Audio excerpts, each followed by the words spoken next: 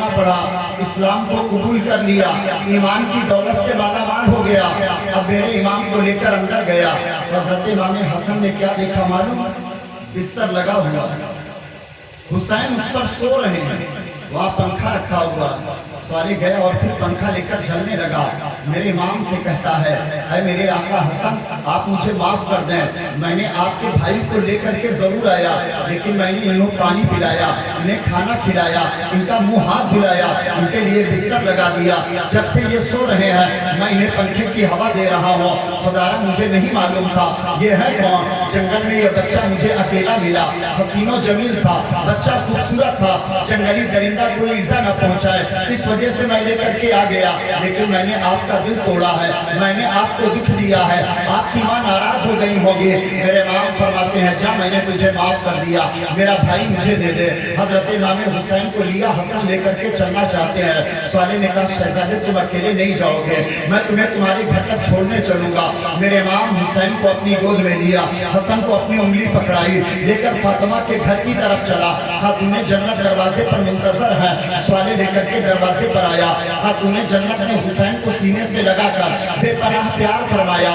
سوالے در پر کھڑا ہے۔ میرے امام حضرت امام حسن فرماتے ہیں، امی جان یہی وہ سوالے ہیں جو میرے بھائی حسین کو اپنے گھر میں رکھتے تھے۔ خاتون جنت کے سامنے سوالے نے کہا، اے میری مالکہ، میں آپ کی بارگاہ میں اس لیے آیا ہوں کہ آپ کے بچوں کے صدقے میں رب تبارک و تعالیٰ نے مجھے ایمان عطا فرما دیا ہے، کلمے کی دولت عطا فرما دیا ہے، لیکن میں نے آپ کا دل توڑا ہے، اس وجہ سے آپ کی بارگاہ میں آیا ہوں۔ آپ کے بیٹے حسن نے مجھے معاف کر دیا، خاتون جنت آپ بھی مجھے معاف فرما دیں۔ تو خاتون جنت نے جواب کیا دیا تھا معلوم؟ فاطمہ نے یہ کہا تھا، اے سوالے جا میں نے تیری خطاؤں کو معاف کر دیا، لیکن سن یہ امانت مولا علی کی ہے، یہ امانت مولا علی کی ہے، علی ابھی غزوہ پر گئے ہیں، واپس آ جائیں تو ان سے بھی معذرت کر لینا۔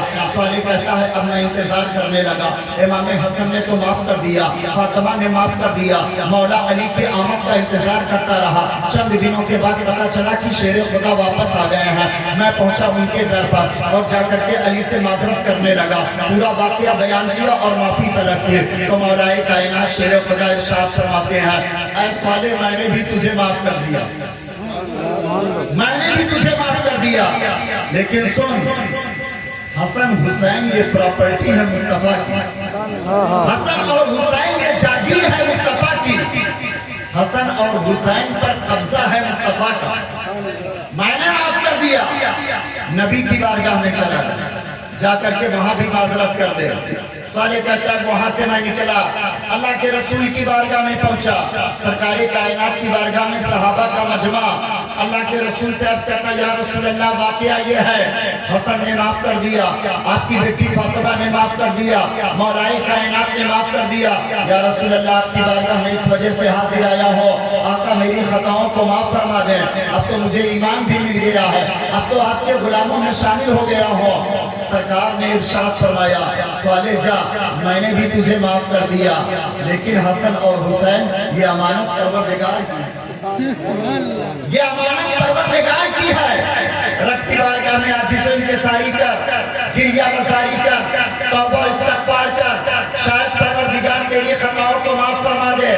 سوالے کہتا ہے فاطمہ کے در پر ٹھوکر کھاتا رہا، مولا علی کے در پر جا کر کے پیشانی کو خم کرتا رہا، اللہ کے رسول کی بارگاہ سے یہ خبر ملی، اب کیا تھا رب کی بارگاہ میں سروا سجود ہو گیا، سارا دن عبادت میں گزر جاتا، ساری رات رونے میں گزر جاتی، مولا میری خطاؤں کو معاف فرما دے، مولا میری خطاؤں کو معاف فرما دے۔ ایک دن گزر گیا، 2 دن، 3 دن گزر گیا، 4 دن، 1 ہفتہ 2 ہفتہ گزر گیا، 4 ہفتہ 5 ہفتہ گزر گیا، 1 ماہ 2 ماہ گزر گیا۔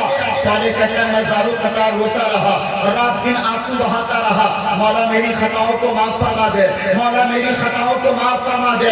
کہتا ہے 60 دن گزر گئے، 70 دن گزر گئے، سوالے کہتا ہے 71واں دن تھا، اللہ کے رسول کی بارگاہ کا ایک صحابی میری پاس آیا اور آ کر کے کہنے لگا اے سوالے مبارک ہو، میں نے پلٹ کر کے دیکھا تو صحابی نے کہا اللہ کے رسول نے تجھے یہ مژدہ سنایا ہے، آج اللہ کی بارگاہ سے جبریل آئے اور آ کر کے کہا یا رسول اللہ سوالے کو یہ خبر دے دیں آج پروردگار نے اس کی خطاؤں کو معاف فرما دیا، آج پروردگار نے اس کی خطاؤں کو معاف فرما دیا.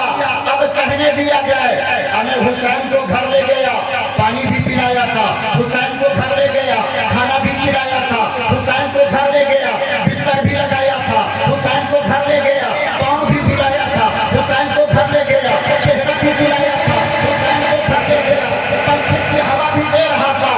جب حسین کی خدمت کرتا رہا تب اتنے دن ٹھوکر کھانا پڑا. ہمیں جس نے کربلا میں حسین پر پانی بند کیا ہوگا اس کا انجام کیا ہوگا؟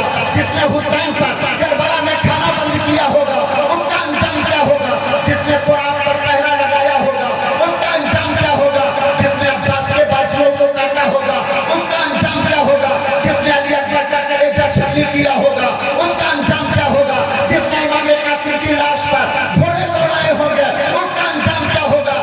جس نے آگوں سے حسین میں شیما کے علی اسد کو شہید کیا ہوگا اس کا انجام کیا ہوگا؟ جس نے حالت سجدے میں میرے آقا حسین کا سر انور تن انور سے جدا کیا ہوگا ان ظالموں کا انجام کیا ہوگا؟ جس نے بیمار زین العابدین کے پیروں میں زنجیر ڈالی ہوگی ان یزیدیوں کا انجام کیا ہوگا؟ جس نے خیمہ حسین کو جلایا ہوگا ان ظالموں کا انجام کیا ہوگا؟ جس نے شیطانیوں کے سروں سے چادریں چھینی ہوگی ان ظالموں کا انجام کیا ہوگا؟ کہنے نہ دیا جائے. اگر صالح اتنے دن بھٹک سکتا ہے تو میرا ایمان کہتا ہے ایسے ظالموں کو جہنم کے علاوہ کوئی ٹھکانہ نہیں. نعرہ تکبیر.